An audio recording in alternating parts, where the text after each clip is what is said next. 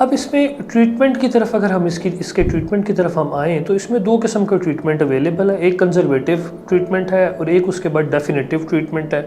اگر conservative treatment کی طرف ہم جائیں تو اس میں ہم کوشش کرتے ہیں کہ ہم ڈائٹ میں موڈیفیکیشن کروائیں. جیسے ڈائٹ میں کیا موڈیفیکیشن کروائیں گے کہ ہم پیشنٹ کو یہ کہتے ہیں کہ آپ ریڈ میٹ جو ہے اس کو کنزیوم نہ کریں, بہت زیادہ مقدار میں ریڈ میٹ کنزیوم نہ کریں. پھر آرگن میٹ, یہ جو بکرے کے جو آرگنز ہیں یا جانور کے بڑے جانور کے جو آرگنز ہیں ان کو آپ کنزیوم نہ کریں, اس کو لیمیٹائز کریں. اور ساتھ میں دالیں جو ہیں اس کا انٹیک بھی آپ کم کریں.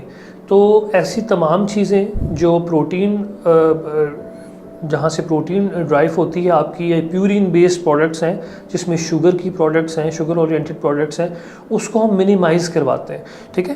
لیکن اگر اس کے ڈیفینیٹیو ٹریٹمنٹ کی بات کریں تو وہاں پہ پھر ہمیں میڈیسنز کو ایڈ کرنا پڑتا ہے. ایسی میڈیسنز دینی پڑتی ہے جو یورک ایسڈ کو کنٹرول کریں اور کم کریں.